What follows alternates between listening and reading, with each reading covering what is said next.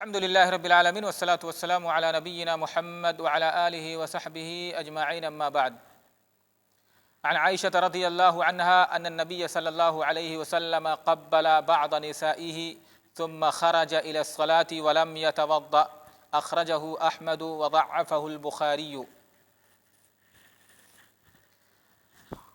یہ حدیث جو ہے، اس حدیث کے اندر جو مسئلہ بیان کیا جائے گا انشاءاللہ وہ مسئلہ ہے کہ کیا عورت کو بوسہ دینا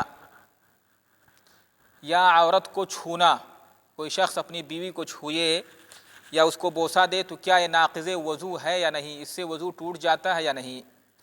اس مسئلے کو بیان کرنے کے لیے حافظ ابن حجر رحمہ اللہ یہ حدیث یہاں پر اس باب میں باب نواقض الوضو میں لائے ہیں.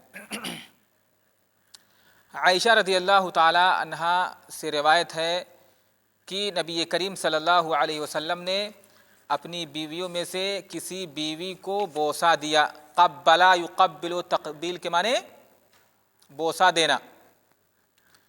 بعض نسائہ، بیویوں میں سے بعض بیوی کے کسی بیوی کو. تو یہاں پر مراد کون ہے؟ وہ ہے عائشہ رضی اللہ تعالیٰ عنہ خود ہی تھیں. بعض نساء سے مراد کون ہے یہاں پر؟ عائشہ رضی اللہ تعالیٰ عنہ خود ہی ہیں.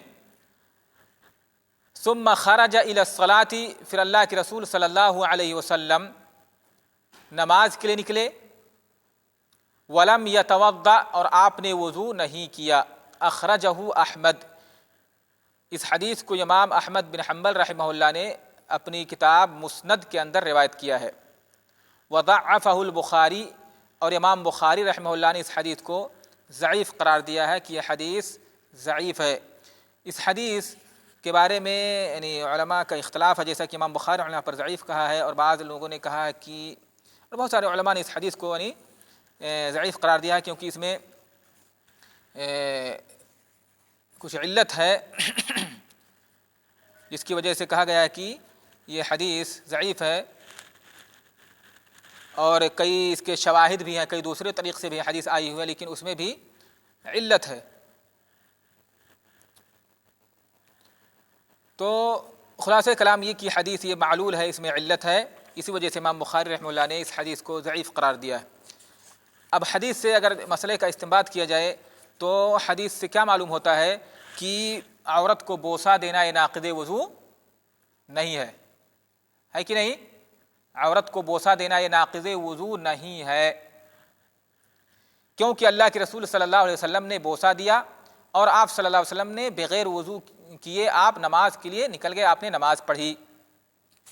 لیکن یہاں پر کہا جا سکتا ہے کہ یہ حدیث ضعیف ہے. تو پھر یہ جو مسئلہ ہے کہ کیا عورت کو چھونے سے یا اس کو بوسہ دینے سے وضو ٹوٹ جاتا ہے یا نہیں ٹوٹتا ہے، ناقض وضو ہے یا نہیں، تو اس مسئلے میں کئی اقوال ہیں اہل علم کے. پہلا قول تو یہ ہے کہ عورت کو بوسہ دینا یا عورت کو چھونا یہ ناقض وضو نہیں ہے. عورت کو بوسہ دینا یا عورت کو چھونا یہ ناقض وضو نہیں ہے مطلق طور پر. دوسرا قول یہ ہے کہ مس مرأہ یعنی عورت کو چھونا، بوسہ دینا یا اس کو چھونا یہ مطلق طور پر ناقض وضو. مطلق کا مطلب یہاں پر یہ ہے کہ چاہے آدمی شہوت سے چھوئے یا بغیر شہوت کے چھوئے، شہوت کے ساتھ عورت کو چھوئے یا بغیر شہوت کے عورت کو چھوئے، ہر حال میں وضو ٹوٹ جاتا ہے. تیسرا قول ہے کہ اس میں تفصیل ہے، اس میں تفصیل کی اگر شہوت کے ساتھ چھوتا ہے تو یہ ناقض وضو ہے، اور اگر بغیر شہوت کے چھوتا ہے تو اس سے وضو نہیں ٹوٹتا ہے. ٹھیک ہے. اب اس اختلاف کی وجہ کیا ہے؟ علماء کے مابین اختلاف کیوں ہوا؟ اختلاف کا سبب یہ ہے کہ قرآن مجید میں اللہ رب العالمین نے فرمایا ہے وَإِن كُنتُم مَّرْضَىٰ أَوْ عَلَىٰ سَفَرٍ أَوْ جَاءَ أَحَدٌ مِّنكُم مِّنَ الْغَائِطِ أَوْ لَامَسْتُمُ النِّسَاءَ فَلَمْ تَجِدُوا مَاءً فَتَيَمَّمُوا صَعِيدًا طَيِّبًا. تو قرآن میں آیا أَوْ لَامَسْتُمُ النِّسَاءَ، کہ یہاں پر لامسا یلامسو ملامسا کے معنی ہوتا ہے ایک دوسرے کو چھونا. اس کا لغوی معنی دیکھیں گے، لامسا کے معنی ایک دوسرے کو چھونا. تو قرآن میں جو آیا ہوا ہے کہ اگر تم بیمار ہو، آدمی بیمار ہے، سفر کی حالت میں ہے، ٹھیک ہے، اسی طرح سے پیشاب پاخانہ کر کے آیا جس میں آدمی کیا ہے اس کا وضو ٹوٹ جاتا ہے، یا عورت سے اس نے ملامسہ کیا، تو ایسی صورت میں اگر آدمی کو پانی نہ ملے تو کیا کرے گا؟ وہ تیمم کرے گا۔ مثلا آدمی سفر کی حالت میں ہے، جنبی ہے، ٹھیک ہے، اور بیمار ہے، یا سفر کی حالت میں ہے، پانی نہیں مل رہا ہے، تو کیا کرے گا؟ وہ تیمم کر کے نماز پڑھے گا۔ اسی طرح سے آدمی قضاء حاجت کر کے آتا ہے، استنجا پیشاب پاخانہ کر کے آتا ہے، ٹھیک ہے، یا بیوی سے ملامسہ کرتا ہے، تو اللہ تعالیٰ نے کہا ایسی صورت میں اگر پانی نہیں ملتا ہے تو پھر پاک مٹی سے تیمم کرو۔ اب یہاں پر ملامسہ سے کیا مراد ہے؟ کیا ملامسہ سے مراد یہ ہے جماع مراد ہے، یا ملامسہ سے مراد مجرد صرف لمس ہے، عورت کو چھونا مراد ہے؟ تو اگر یہاں پر ملامسہ سے جن لوگوں نے یہ کہا ہے کہ ملامسہ سے مراد یہاں پر کیا ہے؟ لمس ہے، مجرد لمس، عورت کو چھونا ہاتھ سے، تو اگر لمس مراد ہے تو پھر کہتے ہیں ایسی صورت میں یہ ناقض وضو ہے۔ اور جن لوگوں نے یہاں پر ملامسہ سے مراد جماع لیا ہے تو وہ کہتے ہیں کہ پھر عورت کو چھونا یہ ناقض وضو نہیں ہے، یعنی اگر کوئی شخص عورت سے جماع کر لے اور اس کے پاس پانی وغیرہ موجود نہ ہو، اس کو غسل کی ضرورت ہے، پانی نہیں مل رہا ہے، تو کیا کرے گا؟ آدمی تیمم کر کے نماز پڑھے گا۔ آگے یہ مسئلہ انشاءاللہ بیان کیا جائے گا، ٹھیک ہے، جس طرح سے آدمی وضو کے لیے اسے پانی نہیں مل رہا ہے، وضو کرنے کے لیے تو آدمی پاک مٹی سے تیمم کرے گا، اسی طرح سے اگر آدمی ناپاک ہے، یعنی اسے غسل کی ضرورت ہے اور اسے پانی نہ مل رہا ہو، سفر کی حالت میں یا کہیں پر بھی ہو، پانی نہیں مل رہا اسے، تو ایسی صورت میں کیا کرے گا؟ وہ تیمم کر کے، جس طرح سے وضو کے لیے تیمم کیا جاتا ہے اسی طرح سے غسل کے لیے بھی تیمم کر کے وہ آدمی نماز پڑھے گا۔ تو یہی یہاں پر اختلاف کا سبب ہے کہ اس ملامسہ سے کیا مراد ہے؟ آیا جماع مراد ہے یا پھر اس سے مراد لمس ہے، صرف عورت کو چھونا؟ تو یہاں پر صحیح بات یہ ہے کہ ملامسہ سے مراد کیا ہے؟ یہاں پر جماع مراد ہے۔ او لامستم النساء، تم عورتوں سے جماع کرو اور پھر آدمی کو پانی نہ ملے تو کیا کرے گا؟ آدمی تیمم کر کے نماز پڑھے گا۔ لہذا ان اقوال میں راجح قول جو ہے وہ یہ ہے کہ عورت کو چھونے سے یا اس کو بوسہ دینے سے، چاہے آدمی شہوت کے ساتھ چھوئے یا بغیر شہوت کے چھوئے، مطلق طور پر عورت کو چھونا یا اس کو بوسہ دینا یہ ناقض وضو نہیں ہے، اس سے وضو نہیں ٹوٹتا ہے، یہی راجح ہے اس مسئلے میں۔ دلیل کیا ہے؟ دلیل یہاں پر اس حدیث کو کہہ سکتے ہیں، لیکن وہ حدیث ٹھیک ہے ضعیف ہے، ٹھیک ہے، یہ حدیث کہ اللہ کے رسول صلی اللہ علیہ وسلم نے اپنی بیوی کو بوسہ دیا اور آپ نے وضو نہیں کیا اور آپ نماز پڑھنے کے لیے چلے گئے۔ دوسری بات یہ ہے عائشہ رضی اللہ تعالی عنہا فرماتی ہیں کہ میں اللہ کے رسول صلی اللہ علیہ وسلم کے سامنے سوئی رہتی تھی، یعنی اللہ کے رسول صلی اللہ علیہ وسلم گھر میں نماز پڑھتے تھے، جب رات میں قیام اللیل کرتے تھے، گھر میں نماز پڑھتے تھے، تو کہتی ہیں کہ میں اللہ کے رسول صلی اللہ علیہ وسلم کے سامنے سوئی رہتی تھی اور میں اپنے پیر کو پھیلائے رہتی تھی، میرے دونوں پیر آپ کے سامنے قبلے کی طرف ہوتے تھے، تو جب اللہ کے رسول صلی اللہ علیہ وسلم سجدہ کرتے تو پھر ہاتھ سے اشارہ کرتے، مجھے چھوتے، یعنی مجھے چھو کر کے اس طرح اشارہ کرتے، میں اپنے پیروں کو سمیٹ لیتی اور اللہ کے رسول سجدہ کرتے، پھر جب اللہ کے رسول کھڑے ہوتے تو میں پیروں کو پھیلا لیتی، ٹھیک ہے۔ اور ظاہر سی بات ہے کہ ان ایام میں اس طرح سے چراغ یا بلب وغیرہ اس طرح روشنی تو ہوتی نہیں تھی، تو اللہ کے رسول صلی اللہ علیہ وسلم ہاتھ سے گویا کہ حضرت عائشہ رضی اللہ تعالیٰ عنہ کا پیر چھوتے تھے، یعنی ان کو اشارہ کرتے چھو کر کے، جس سے وہ پیر اپنا کیا کرتی تھیں؟ سمیٹ لیتی تھیں، اور اللہ کے رسول سجدہ کرتے۔ تو اگر مجرد لمس یعنی صرف عورت کو چھو دینے سے وضو ٹوٹ جاتا تو اللہ کے رسول صلی اللہ علیہ وسلم کیا کرتے؟ فوراً جاتے وضو کرتے اور آ کر پھر سے نماز شروع کرتے، کیونکہ آپ کا وضو ٹوٹ جاتا ہے کہ نہیں۔ دوسری بات یہ کہ اگر اس سے یہ کہا جائے کہ مطلق مس سے کہ آدمی جس طرح سے اس طرح چھو لے عورت کو بیوی کو اس سے وضو ٹوٹ جاتا ہے، تو پھر اس طرح سے لوگ تو بڑی پریشانی اور مشقت میں پڑ جائیں گے، ہے کہ نہیں؟ ظاہر سی بات ہے، آدمی گھر میں رہتا ہے، عورت سے اس کا جسم ٹچ ہو جائے یا اس کو چھو لے، ہاتھ پڑ جائے، اس طرح تو کیا ہو جائے گا؟ آدمی کا وضو ٹوٹ جائے گا اور بار بار اس طرح سے اس کو وضو کرنا پڑے گا۔ تو اس لیے کہا گیا کہ راجح انشاءاللہ یہی ہے کہ عورت کو چھونے سے مطلق طور پر وضو نہیں ٹوٹتا ہے۔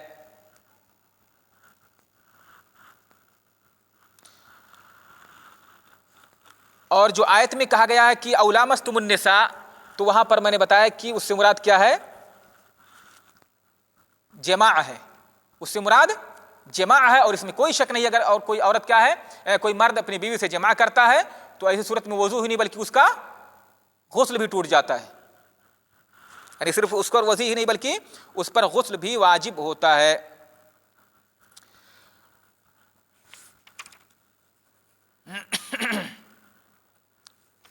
اور جو یہ کہا گیا ہے کہ دوسرا قول جو ہے کہ یعنی اس میں قولیہ تفصیل جس میں ہے کہ شہوت کے ساتھ اگر کوئی چھوئے،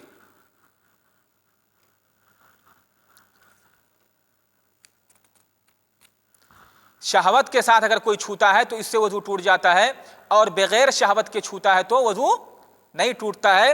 یہ بھی اس تفصیل کی کوئی دلیل نہیں ہے، کتاب و سنت میں اس کی کوئی دلیل نہیں ہے کہ کہیں پر اس طرح سے حدیث میں یا کہیں پر اس طرح ذکر آیا ہو کہ اگر کوئی شخص بیوی کو شہوت سے چھوئے تو کیا ہے، اس سے اس کا وضو ٹوٹ جائے گا، ایسا کہیں پر نہیں ہے۔ ہاں لیکن اتنا ہے، اگر کوئی شخص عورت کو چھوتا ہے، بیوی کو چھوتا ہے، اس کی وجہ سے مذی کا خروج ہو جاتا ہے، اس سے پہلے مسئلہ آپ پڑھ چکے ہیں کہ مذی کا خروج کیا ہے؟ ناقض وضو ہے، اس سے وضو ٹوٹ جاتا ہے، پڑھ چکے ہیں کہ نہیں اس سے پہلے؟ ہاں، تو اگر کوئی شخص شہوت سے یا بغیر شہوت کے جس طرح سے بھی عورت کو چھوتا ہے اور اس کی وجہ سے مذی کا خروج ہوتا ہے، تب تو اس مذی کے خروج کی وجہ سے اس کا وضو ٹوٹ جائے گا، نہ کہ عورت کو چھونے کی وجہ سے، محض چھونے کی وجہ سے۔ ٹھیک ہے مشائخ؟ تو لہذا یہ کہنا کہ شہوت سے چھوتا ہے تو وضو ٹوٹ جائے گا، شہوت سے نہیں چھوتا ہے تو وضو نہیں ٹوٹے گا، اس تفصیل کی کوئی دلیل، اس تفریق کی کوئی دلیل نہیں ہے۔ لہذا صحیح بات یہ ہے کہ چاہے آدمی شہوت سے چھوئے یا بغیر شہوت کے چھوئے، مس مرآ، عورت کو اس طرح چھونا محض یا اس کو بوسہ دینا، یہ ناقض وضو نہیں ہے۔ ہاں لیکن چونکہ شہوت سے چھونے میں اس بات کا خوف رہتا ہے کہ مذی کا خروج ہو جائے، لہذا اگر مذی کا خروج ہوتا ہے تو پھر آدمی کو وضو کرنا ضروری ہے، اور یہ مسئلہ اس سے پہلے بیان کیا جا چکا ہے۔ ابن تیمیہ رحمہ اللہ نے جن لوگوں جو یہ قول ہے کہ مس مرآ شہوت کے ساتھ، اگر شہوت کے ساتھ کوئی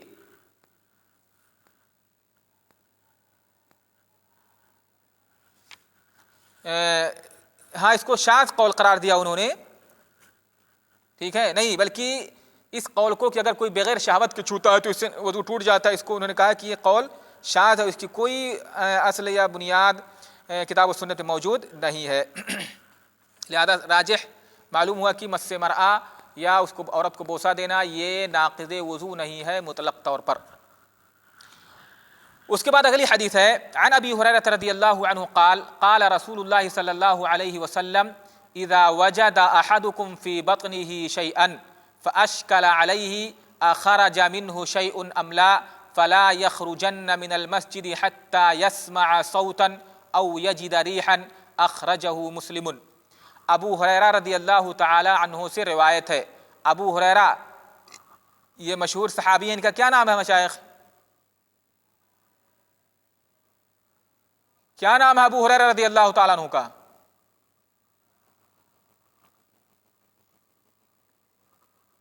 شروع میں کئی مرتبہ بتا چکا ہوں، عبد الرحمن بن صخر الدوسی، عبد الرحمن بن صخر۔ قال رسول اللہ صلی اللہ علیہ وسلم، انہوں نے فرمایا کہ اللہ کے رسول صلی اللہ علیہ وسلم نے ارشاد فرمایا، اذا وجد احدکم فی بطنہ شیئا، جب تم میں سے کوئی شخص پائے، فی بطنہ اپنے پیٹ میں، شیئا کوئی چیز، پہلے لفظی ترجمہ کرتا ہوں تاکہ سمجھ جاؤ اچھی طرح سے. اذا وجد احدکم، تم میں سے کوئی شخص اپنے پیٹ میں کوئی چیز پائے، محسوس کرے. وجدہ سے مراد یہاں پر محسوس کرے. تو یہاں پر اس حدیث کا مطلب اس جملے کا مطلب یہ ہے کہ پیٹ میں پائے محسوس کرے. کیا مراد ہے؟ یعنی پیٹ میں گیس وغیرہ بنے یا جس طرح سے پیٹ میں گڑگڑاہٹ کی آواز آتی ہے اس کو اس کا احساس ہو پیٹ کے اندر. ٹھیک ہے. فَأَشْكَلَ عَلَيْهِ، پھر اس پر یہ چیز مشکل ہو جائے، یعنی وہ اشکال میں پڑ جائے. مراد یہ ہے کہ معاملہ اس پر ملتبس ہو جائے، یعنی شک میں پڑ جائے. یہ چیز اس کو کیا کر دے؟ مشکل میں ڈال دے، یعنی اس پر مشکل ہو جائے اور وہ شک میں پڑ جائے. کیا اشکال ہو جائے؟ کیا اس کو شک میں ڈال دے یا وہ شک میں پڑ جائے کس چیز میں؟ مثلا آگے اس کی وضاحت ہے. اخرج منہ شیء ام لا، کہ اس کے پیٹ سے کوئی چیز نکلی ہے یا نہیں. کبھی کبھی ایسا ہوتا ہے نا، پیٹ کے اندر گیس بنتا ہے، پیٹ میں گڑگڑاہٹ ہوتی ہے اس طرح سے، اور آدمی کو ایسا لگتا ہے کہ ہوا کا خروج ہونے والا ہے. تو آدمی کو یعنی کبھی کبھی اس طرح سے اس کو احساس نہیں ہو پاتا کہ پتہ نہیں ہوا کا خروج ہوا کہ نہیں. تو یہاں پر اخرج منہ شیء ام لا، اس سے کوئی چیز خارج ہوئی ہے کہ نہیں. اس سے کیا مطلب ہے؟ یعنی مراد کیا ہے؟ کنایہ کس سے؟ خروج ریح سے، یعنی ہوا کا خروج، کہ اس کے پیٹ سے ہوا کا خروج ہوا ہے کہ نہیں. فلا یخرجن من المسجد، تو آپ صلی اللہ علیہ وسلم نے فرمایا اگر اس طرح سے ہو تو ہرگز وہ مسجد سے نہ نکلے. کس لیے مسجد سے نہ نکلے؟ ہاں، وضو کرنے کے لیے، یعنی وضو کرنے کی غرض سے مسجد سے ہرگز نہ جائے. حتی یسمع صوتا، یہاں تک کہ آواز سن لے. او یجد ریحا، یا بو محسوس کرے پائے. تو حتی یسمع صوتا، یہاں تک کہ آواز سن لے. آواز یعنی ہوا کے خروج کی آواز. او یجد ریحا، یا ہوا کی خروج کی بو محسوس کر لے. تو حدیث سے یہ معلوم ہوا، حدیث کا جو ترجمہ ہے پھر سے بتا دیتا ہوں کہ اگر تم میں سے کوئی شخص، جب تم میں سے کوئی شخص اپنے پیٹ میں کوئی چیز محسوس کرے، یعنی ہوا کے خروج وغیرہ یا پیٹ میں گیس وغیرہ، فَأَشْكَلَ عَلَيْهِ، پھر اس کو، یہ کس حالت میں؟ نماز کی حالت میں ہے یہ. ٹھیک ہے، نماز کی حالت میں یا مسجد میں آدمی بیٹھا ہوا ہے. ٹھیک ہے. فَأَشْكَلَ عَلَيْهِ، اس پر اشکال ہو جائے، معاملہ اس پر ملتبس ہو جائے کہ اخرج منہ شیء ام لا، کہ اس کے پیٹ سے کوئی چیز خارج ہوئی، یعنی ہوا کا خروج ہوا ہے یا نہیں. فلا یخرجن من المسجد، تو مسجد سے ہرگز نہ نکلے وضو بنانے کے لیے یہاں تک کہ وہ آواز سن لے یا بو محسوس کر لے. تو یہاں تک کہ آواز سن لے اور بو محسوس کرنے سے مراد یہ ہے کہ یہاں تک کہ اس کو یقین ہو جائے کہ ہوا کا خروج ہوا ہے. تو کیسے یقین ہوگا؟ جب آواز سن لے گا، کہ آواز سنے آدمی یا اس کو بو محسوس کر، پہلے اس کو اشکال ہوا، شک ہوا، تو شک ابھی شک ہے، لیکن جب اس نے آواز سن لیا یا بو محسوس کر لی تو اس کو کیا ہو جائے گا؟ یقین ہو جائے گا کہ ہاں یہ ہوا کا خروج ہی ہے، ہوا خارج ہوا ہے. ٹھیک ہے. تو جب اسے یقین ہو جائے کہ ہوا کا خروج ہوا ہے تو ایسی صورت میں آدمی کیا کرے گا؟ مسجد سے جائے گا اور وضو کرے گا، نماز کو چھوڑ دے گا، یا نماز میں نہیں تھا پھر بھی جائے گا اور نماز پڑھے گا. اب دیکھیے اس حدیث سے کیا معلوم ہوا. سب سے پہلا مسئلہ یہ کہ اگر ایسے شخص کو جو باوضو ہے یا پاک ہے، کوئی ایسا شخص جو پاک، مثلا وضو کر کے آیا مسجد میں، تو وضو کیا ہے کہ نہیں؟ اس کا وضو ہے کہ نہیں؟ آدمی نے وضو کیا، اب وہ پاک ہے. اب اگر اس کو شک ہو جائے کہ پتہ نہیں میرا وضو ٹوٹا ہے کہ نہیں ٹوٹا ہے، ہوا کا خروج ہوا ہے کہ نہیں ہوا ہے، اگر اس طرح سے شک ہو جائے تو ایسے آدمی پر وضو ضروری نہیں ہے، اس پر وضو واجب نہیں ہے، بلکہ اپنی اسی طہارت میں اسی وضو کے ساتھ کیا ہے؟ وہ نماز پڑھے گا یہاں تک کہ اسے یقین ہو جائے کہ ہوا کا خروج ہوا ہے. تب جا کر کے آدمی کیا کرے گا؟ اس پر وضو واجب ہوتا ہے. تو جیسے آواز سن لے یا بو محسوس کرے. ٹھیک ہے.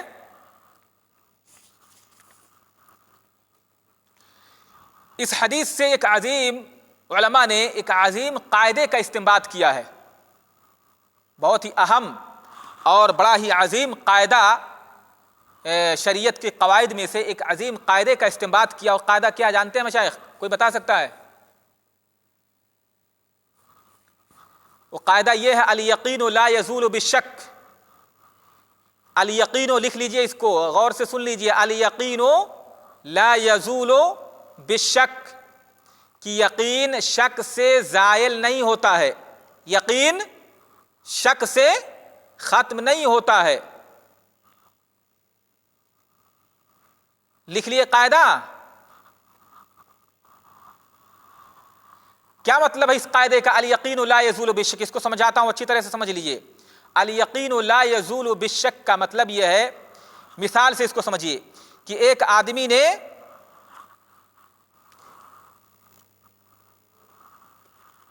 تو میں نے بتایا کہ قاعدہ کیا ہے، الیقین لا یزول بالشک، کہ یقین زائل نہیں ہوتا شک کی وجہ سے۔ قاعدے کا مطلب ہے، اس کو مثال سے سمجھاتا ہوں تو سمجھ میں آئے گا آپ لوگوں کو۔ جیسے ایک آدمی نے وضو کیا نماز پڑھنے کے لیے، ٹھیک ہے، وضو کیا، اب مثلا جیسے عصر کی نماز پڑھی، اس نے عصر کی نماز کے لیے اس نے وضو کیا اور اس نے عصر کی نماز پڑھی وضو کر کے، ٹھیک ہے۔ اب مغرب کا وقت آتا ہے تو وہ سوچتا ہے کہ پتہ نہیں میرا وضو ٹوٹ گیا ہے، پتہ نہیں میں نے استنجا کیا تھا کہ نہیں کیا تھا، ہوا کا خروج ہوا کہ نہیں، اس کو یاد نہیں آ رہا ہے، ٹھیک ہے، شک ہو رہا ہے کہ پتہ نہیں میں استنجا کرنے گیا تھا یا بیچ میں ہوا کا خروج ہوا ہے کہ نہیں ہوا ہے، یقین نہیں ہے۔ تو اس شک سے وہ یقین کیا ہے؟ عصر میں وضو کیا تھا کہ نہیں، عصر کی نماز پڑھی ہے اس نے اور عصر میں اس نے وضو بھی کیا ہے، بالکل یقین ہے کہ نہیں؟ یقین ہے کہ شک ہے؟ اس میں یقین ہے۔ تو اب یہاں پر شک کیا ہو رہا ہے؟ شک یہ ہے کہ پتہ نہیں میرا ہوا کا خروج ہوا ہے یا میں استنجا کرنے کے لیے قضاء حاجت کے لیے گیا تھا عصر کے بعد کہ نہیں گیا تھا، نہیں یاد آ رہا ہے، یا اس کو یعنی یقین نہیں ہے، شک ہے تھوڑا سا۔ تو اس شک سے وہ یقین کہ جو اس نے وضو کیا تھا وہ زائل نہیں ہوگا، اور اصل کیا رہے گا؟ اصل باقی رہے گا۔ یعنی اصل کیا ہے؟ یقین یہ باقی رہے گا، یعنی اس کا وضو باقی ہے اور وہ مغرب کی نماز پڑھ سکتا ہے۔ ہاں وضو کر لے الگ بات ہے، لیکن اس پر وضو کرنا واجب نہیں ہے، ٹھیک ہے۔ اس کو دوسری طرح سمجھیے، اس کو دوسری طرح سمجھیے، آدمی عصر کے بعد گیا، یعنی عصر کی نماز پڑھی انسان نے، یا عصر کے آدھے گھنٹے کے بعد یا کچھ وقت کے بعد آدمی گیا استنجا کیا، ٹھیک ہے، قضاء حاجت کے لیے گیا، بیت الخلاء گیا، پھر اس کے بعد آیا، ٹھیک ہے۔ اب مغرب کا جب وقت ہوتا ہے تو سوچتا ہے کہ میں قضاء حاجت کے لیے تو گیا تھا، لیکن اس کے بعد نکلنے کے بعد وضو خانے پہ وضو کیا تھا کہ نہیں کیا تھا یاد نہیں آ رہا ہے، ٹھیک ہے۔ قضاء حاجت کے لیے گیا تھا، یقین ہے، یاد ہے، پکا اسے یقین ہے کہ وہ استنجا کرنے کے لیے یا قضاء حاجت کے لیے گیا تھا، لیکن اس کے بعد فارغ ہونے کے بعد وضو کیا تھا کہ نہیں کیا تھا یہ شک ہے۔ تو ایسی صورت میں کیا کرے گا انسان؟ اس شک سے وہ یقین زائل نہیں ہوگا۔ کیا یقین ہے یہاں پر؟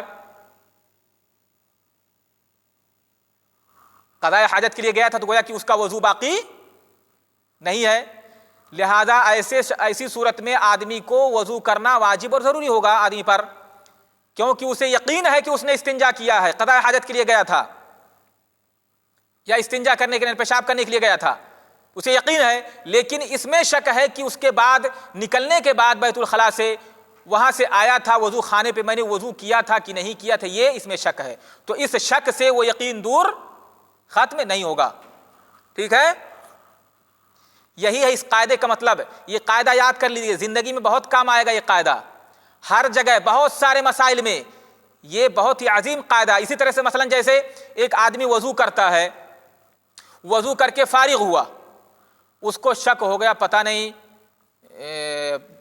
پیر میں نے دھویا تھا کہ نہیں، ہاں اب کیا کرے گا؟ پھر سے جا کے وضو کرے گا؟ نہیں، جب اس نے وضو کیا ہے اسے یقین ہے کہ وہ وضو کر کے آیا ہے، اب اسے شک ہو رہا ہے کہ پتہ نہیں پیر دھویا تھا کہ نہیں، تو اس شک سے وہ یقین کیا ہے، دور ختم نہیں ہوگا، وہ زائل نہیں ہوگا، بلکہ آدمی کیا باقی رہے۔ ورنہ اگر اس طرح سے آدمی شک کی وجہ سے ہر چیز کو کرنے لگے تو پھر کیا ہے، زندگی بھر پریشان رہے گا آدمی۔ تو اس حدیث میں اللہ کے رسول صلی اللہ علیہ وسلم نے یعنی وسوسہ کا جو باب ہے، وسوسہ کے دروازے کو بالکل کیا ہے، بند کر دیا ہے، کہ آدمی کو جو وسوسے اس طرح سے خیال آتے رہتے ہیں، ان وسوسوں کی بنیاد پر اس پہ کیا ہے، اس پر عمل نہیں کرنا چاہیے، بلکہ اس وسوسے کو ترک کر دینا چاہیے، اور جس چیز پر اسے یقین ہو اس کو مان کر کے اس پر عمل کرنا چاہیے۔ پر آدمی وضو کرتا، اسے شک ہو جا رہا ہے، پتہ نہیں وضو کر کے فارغ ہوا، پتہ نہیں مسح کیا تھا کہ نہیں، پھر سے جائے گا وضو کرے گا، پھر سے وضو کر کے فارغ ہوا، نماز پڑھنا شروع کیا، پتہ نہیں یہ داہنا ہاتھ دھویا تھا کہ نہیں، لگتا ہے نہیں دھویا تھا، تو میرا وضو نہیں ہوگا، پھر جائے گا۔ تو اس طرح سے کیا ہوگا، اس وجہ سے ہمیشہ اس طرح سے پریشان رہے گا آدمی۔ تو حدیث میں جو اللہ کے رسول نے کہا کہ آدمی کو اس طرح سے وسوسہ ہو نماز کی حالت میں یا نماز کے باہر، وسوسہ ہو تو اس وسوسے پر عمل آدمی نہ کرے جب تک کہ اسے یقین نہ ہو جائے، اس شک پر عمل نہ کرے جب تک کہ اسے یقین نہ ہو جائے، ٹھیک ہے۔ تو اس حدیث سے معلوم ہوا کہ ہوا کا خروج یہ ناقض وضو ہے کہ نہیں مشائخ؟ کیسے معلوم ہوا اس حدیث سے؟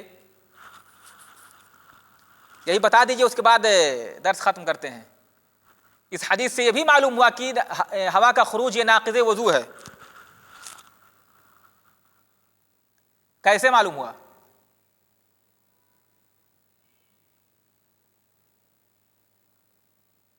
جلدی بتائیے جلدی، اس حدیث سے کیسے معلوم ہوا کہ ہوا کا خروج یہ ناقض وضو ہے؟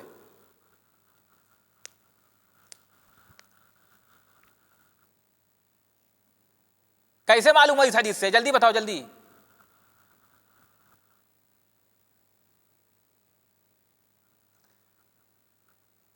یہ شرط تو ہے، لیکن اگر مطلب اس طرح سے ہوا خارج ہو، آدمی کو یقین ہے کہ ہوا کا خروج ہوا ہے، اسے احساس ہے، تو پھر یہ ناقض وضو ہے کہ نہیں؟ کیونکہ اللہ کے رسول نے فرمایا کہ اگر اسے ہوا کے خروج کا شک ہو تو نہ نکلے، لیکن اگر یقین ہو تو ہاں تب جائے گا وضو کرنے کے لیے، تب اس پر وضو واجب ہو جائے گا۔ تو حدیث سے معلوم ہوا کہ نہیں کہ ہوا کا خروج ناقض وضو ہے؟ ہاں، لیکن اگر شک ہو کہ پتہ نہیں ہوا کا خروج ہوا ہے کہ تو محض شک سے وضو نہیں ٹوٹتا ہے، ٹھیک ہے مشائخ۔